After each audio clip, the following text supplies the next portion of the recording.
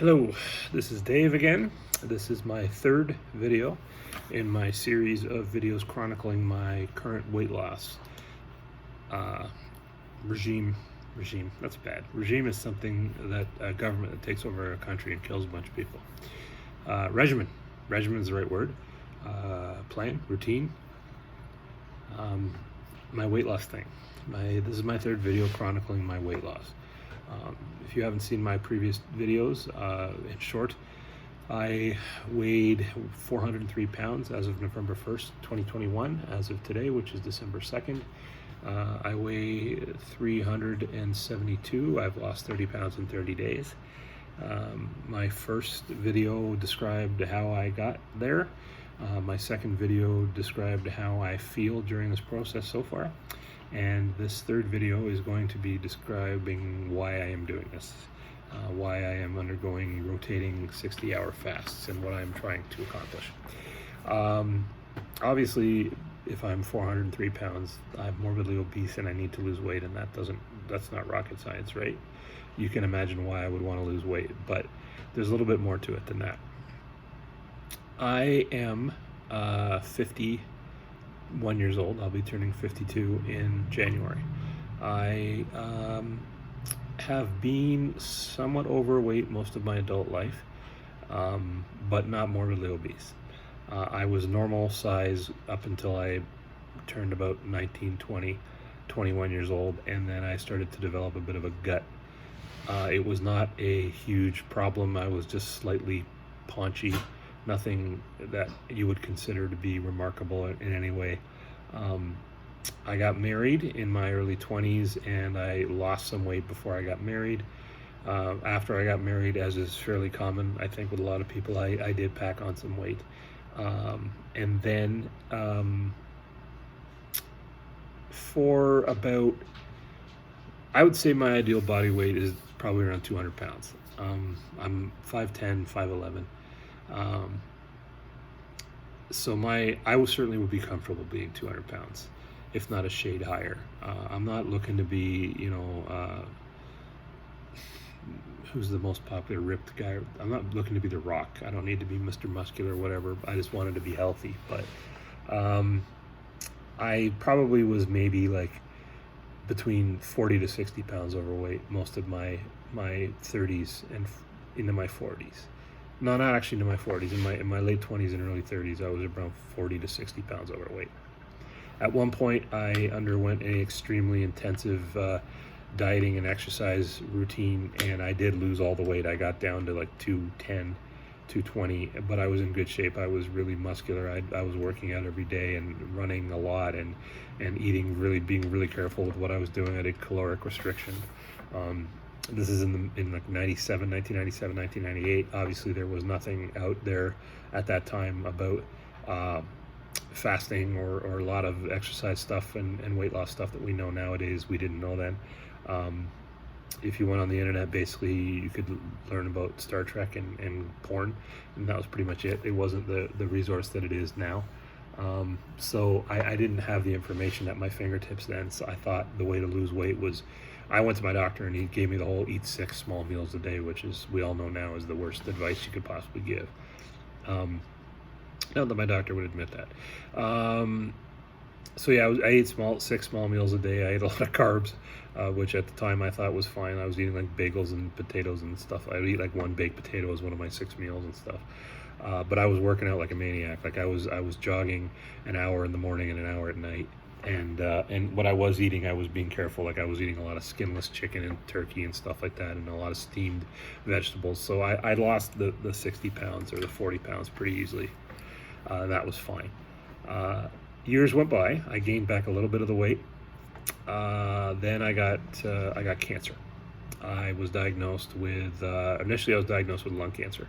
And I was given a terminal diagnosis. And then when I had gone in to do my pathology testing to prepare me for some chemotherapy, I was going to do radiation and chemo to try and extend my life. I had really only been given about 6 months, and so they asked me, they said basically if you want to go for chemo, we can try and extend your life, but it's a terminal diagnosis. So when I went for my Pathology. They did a biopsy of my tumor. They actually cut a hole in my chest and extended a cord in there with like these little pincer things and ripped a piece of the tumor off my lung. They had tried to go down through my throat, but they were unsuccessful. They waterboarded me. It was serious. They really did. They put me on a tilt table and stuck a hose down my throat and then flushed my lung out with water. And then they got some cells, but they weren't. The results weren't conclusive, so they had no choice but to put the little hole in my chest. I still have the scar, obviously. So they got the pathology back, and they said it wasn't a lung tumor. It was something else. It was something called a thymoma. If you've ever watched the TV show House, starring Hugh Laurie, it's the type of cancer that his friend Wilson dies of in the end. The thymoma is your thymus gland is a gland in the center of your chest, and it regulates your body functions when you go through puberty, and after that it is basically useless. It just sits there. It's kind of like your tonsils or your appendix. It's not an essential organ. But I developed a large cancerous tumor on mine, and the tumor grew to about 6.5, 7 inches in diameter, so large that it was covering the upper lobe of my right lung, and it actually began to integrate into the pericardium around my heart, the muscle around my heart, and it began to head north up into my windpipe, which is how we discovered it. So originally they thought it was lung cancer because when they did the x-rays and stuff, they could see the tumor on my lung. They thought it was a lung tumor, but it wasn't, which changed my prognosis. So I did an experimental surgery, and they were able to remove the tumor. It was a very extensive surgery. They had to remove part of the tumor from my pericardium, so they had to fiddle with my heart, and they also removed the chunk of the upper lobe of my right lung. But it was successful, and I had to have 3 surgeries in total, and I had to do a course of radiation, but in the end I was fine. However, I also was, my breathing was affected because I was missing a chunk of my lung.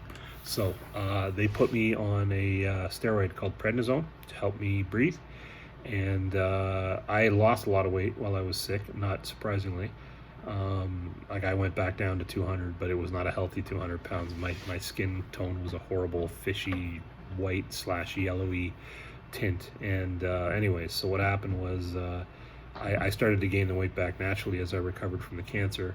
And then the prednisone, man, I really started to pack on the pounds, like hugely. Like I gained 60 pounds in the course of like probably a month or two. Like it was just really, and I got really like even worse than I am now, and I'm 370 whatever right now. I was huge.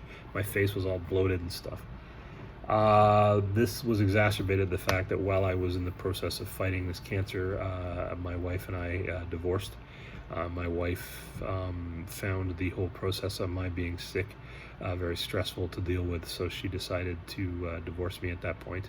Well, she didn't decide to divorce me. She decided that she didn't want us to be together, and once I found out we weren't going to be together, I filed for divorce because I don't know what the point of having a wife if she's not going to be with you when you're going through cancer is. So I divorced. We divorced, and I was understandably a little bit depressed about that. And what I tend to do in my life is when I'm feeling lonely or depressed or stressed, I tend to eat.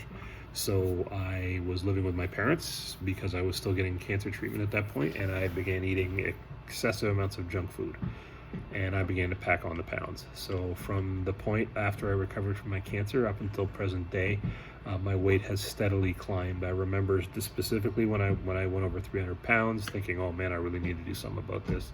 This isn't good. And then it just kept going. And in my 40s, I went from like 310 to slowly. And then about 3 years ago, a real problem started. I started having intermittent problems with my heart. I would get, I'd be sitting there, my heart would start pounding like a mile a minute, like really fast, and I'd get like all sweaty and stuff. And then it would slow down, and then it would speed up, and then it would slow down, and it would speed up, and it's something called atrial fibrillation. So the first time it happened, I went to the emergency room, and they told me I was experiencing atrial fibrillation, and they used the paddles on me, like they shocked me, and they got my heart to go back to normal. So they sent me for a bunch of tests, and that was that. It didn't happen again for like 6 months or whatever, but then it started happening on a regular basis. And finally, I got to the point where no matter, they shocked me like a bunch of times, and they put me on all sorts of different meds, and nothing would save, like my heart was still really irregular. And because I was so obese, I couldn't, like, I was already out of shape, but with the heart problem on top of that, I was basically immobile because I couldn't, like, I didn't have the energy to do anything. When you have an arrhythmia, you're 1 minute you're sweating and the next minute you're exhausted and you can't catch your breath, and it was just, it's not a good problem to have when you're normal weight, never mind when you're morbidly obese, which I was by that point. I remember the first question I asked the doctor when he told me what my condition was is I said, did I do this to myself? Like, did I cause this by being so fat?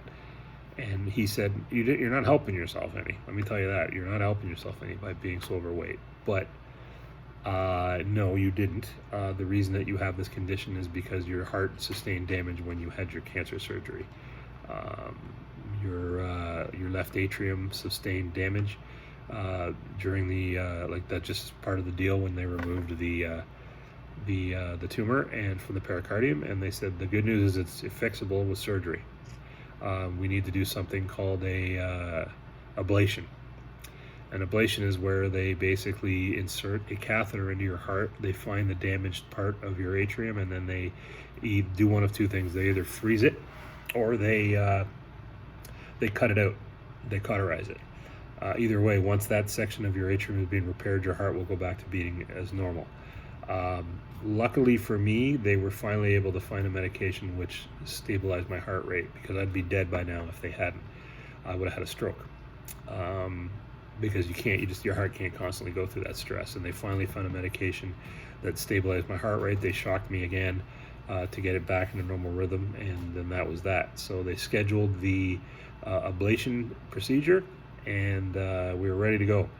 And then about 4 weeks before I was about to have the procedure to fix my heart, the COVID-19 pandemic broke out, and all non-emergency surgeries were canceled by the government.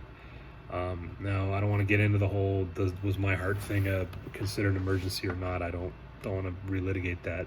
There were people that needed cancer surgeries that didn't have their procedures. Basically, if you fell flat on your face on the street of a heart attack and the ambulance took you to the hospital, then they would do surgery on you or whatever. Or if you were like spraying blood, they would do. But if it was anything they could put off, they would classify that as an elective procedure. And that includes organ transplants and things like that.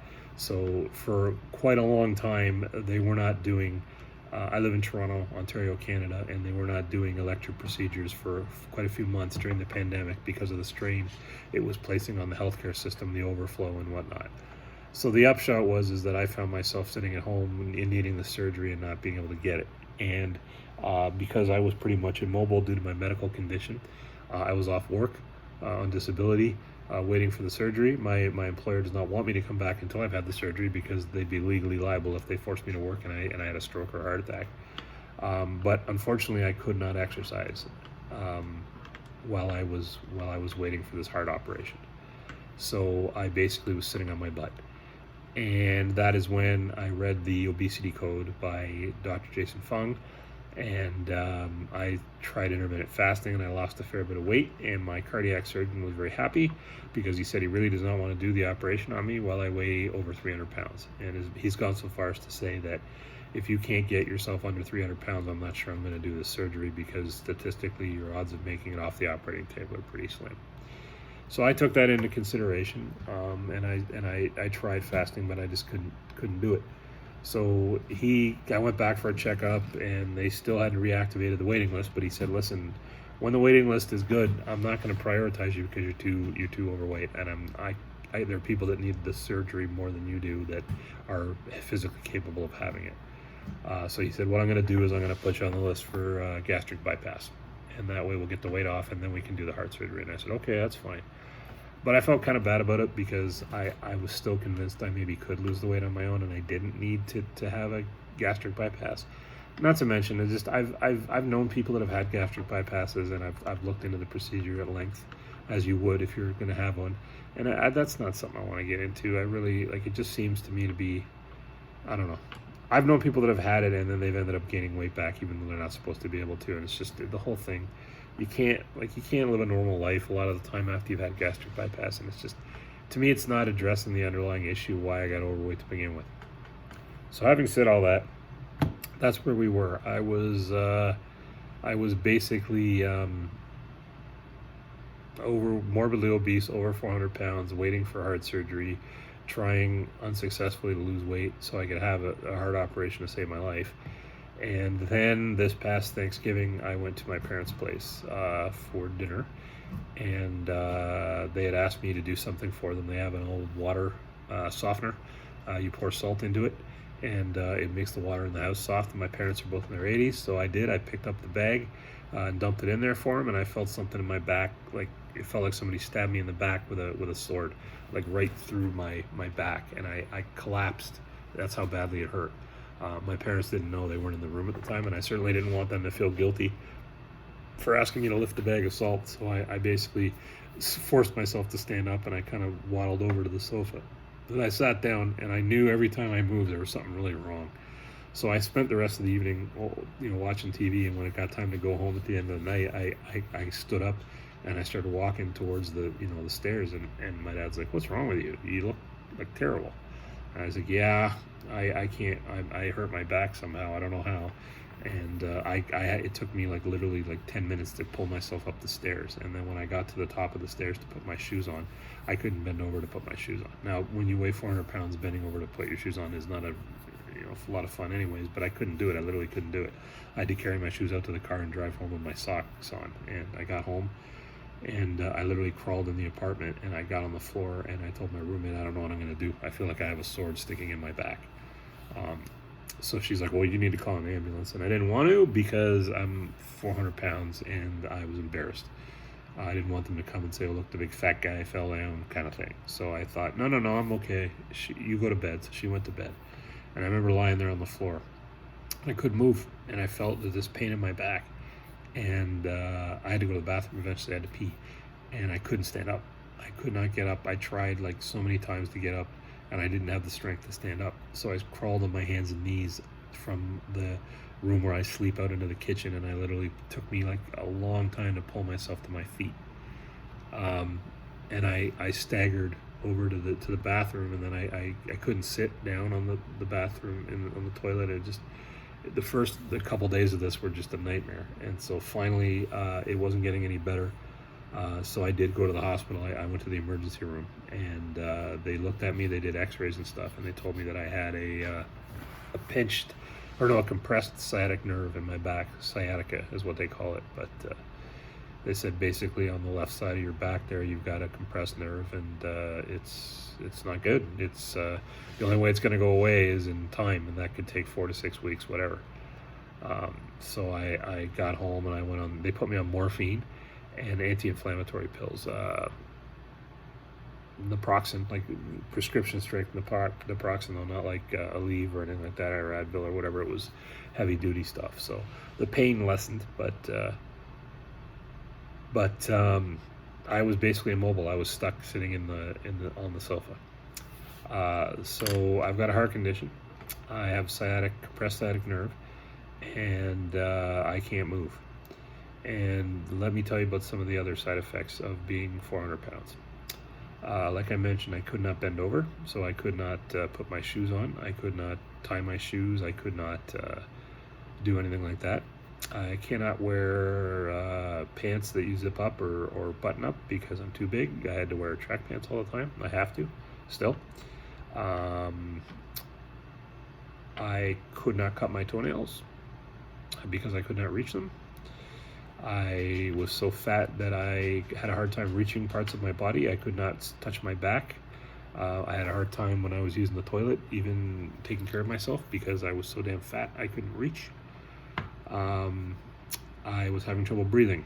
I was having respiratory problems, partially because I'm missing part of my right lung, but mostly because I'm just so fat that my breathing was constantly labored. I was constantly wheezing, even though I didn't have a cold or anything like that. Like if you would sit next to me, you would hear me just sitting there.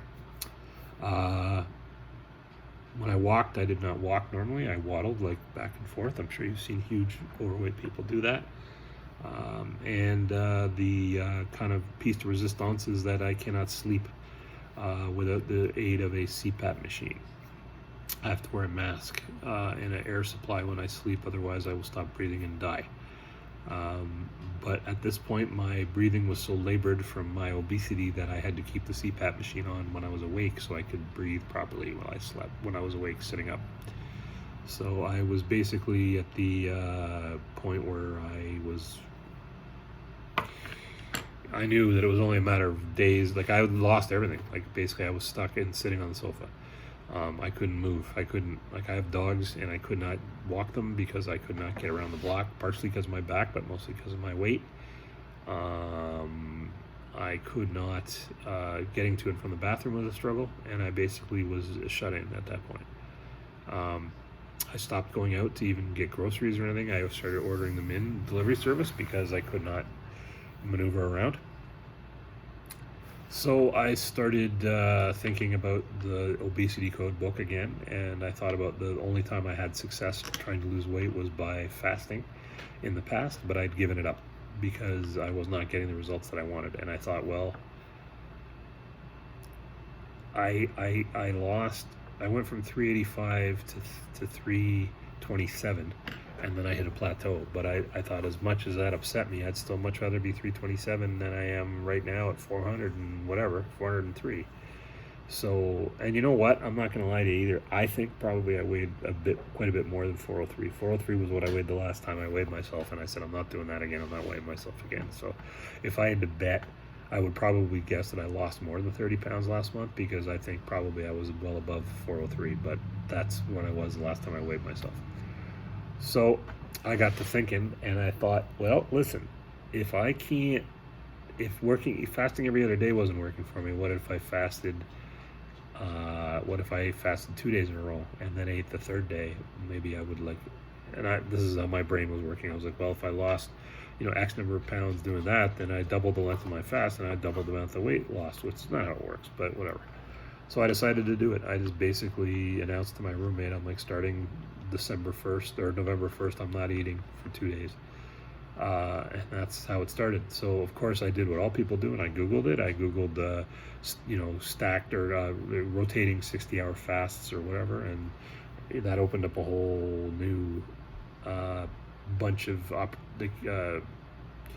avenues to me, different videos by people with theories and stuff, and that was how I found Finally Fasting, which is a channel with a gentleman that rotated 90-hour fasts with eating days and lost all the weight that he wanted to. And that's how I also found out about Cole Robinson and the snake diet. But it wasn't really that I wanted to do the snake diet or anything else like that. It was the fact that I found out that there were people out there, and there was evidence to support the fact that if you eat only 2 or 3 times a week and you fast the rest of the time, then you're going to lose weight. And as I said in my first video, that just makes common sense. But I did it. I decided to do it.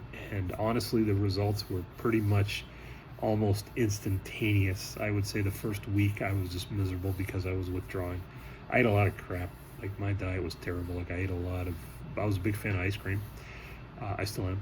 And cookies and stuff, but also a lot of chips, and huge fan of fried foods like cheeseburgers and just stuff like that. So like, my ideal food would be like go to A&W and get a couple burgers with fries and then finish it off with some ice cream. That's like pretty much for me. Maybe some chips and salted snacks, though. You eat while you're watching TV. So obviously the first 2 days I detoxed off of all of that stuff. So they were not happy days, but the good news is that after like only a week, I could already, like, the benefits were automatically noticeable. I was breathing better. I didn't need to use my breathing mask after the first week just to sit there. And then day by day, like the results, the gains were like this one after the other. First, I would say would be I can now bend over and touch my toes, which is still not easy, but I can do it.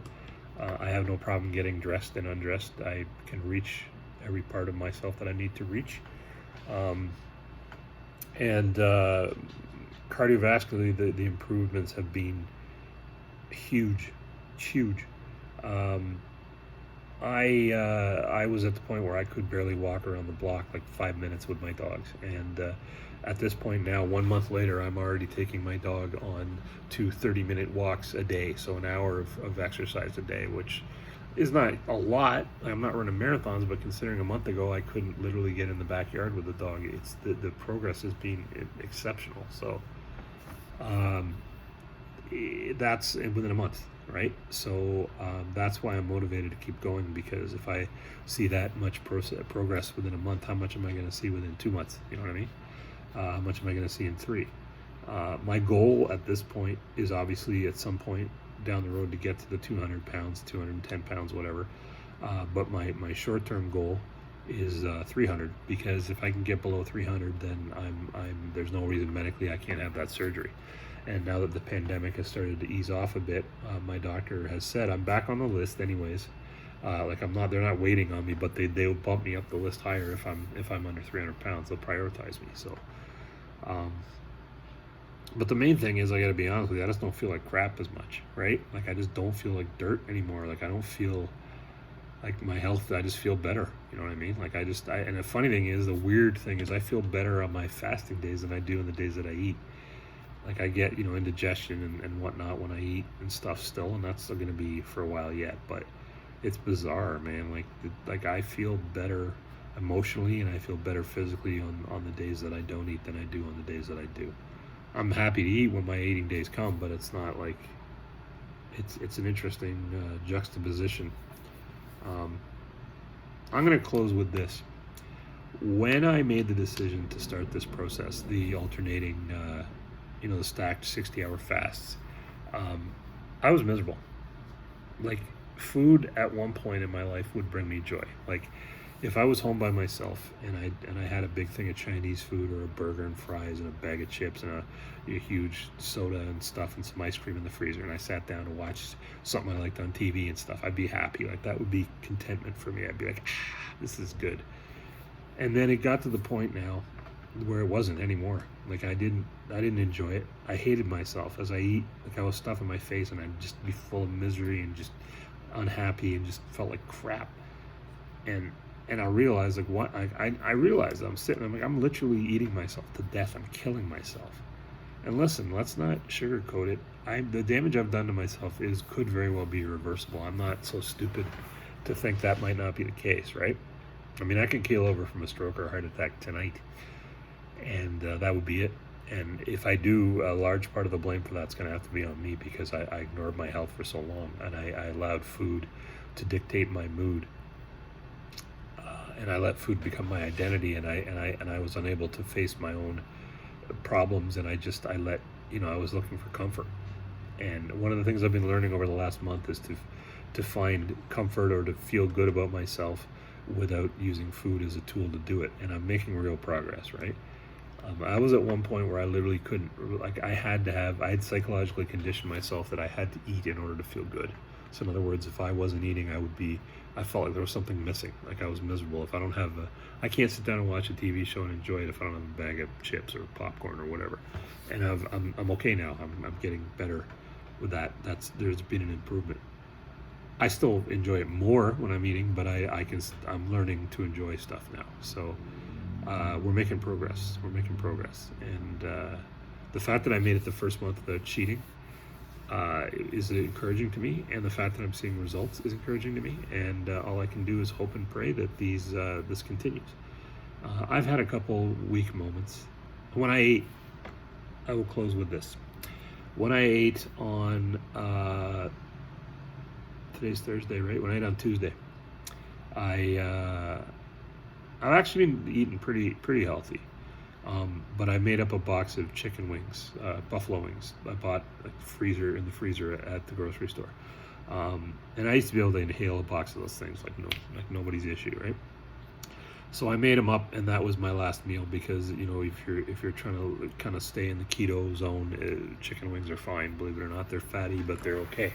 So I made up the box of chicken wings and I ate them, but I only got about 3/4 of the way through and I couldn't finish it, which is also something new with these eating days I have in between the stacked 60-hour fasts. My appetite's not as big, and my eyes are bigger than my stomach, and I've had a number of occasions where I've made myself more food than I can eat, and I'm learning to adjust my expectations. But anyways, I was like, well, I don't want to throw these wings out because I made them, so I put them in a Tupperware and put them in the fridge.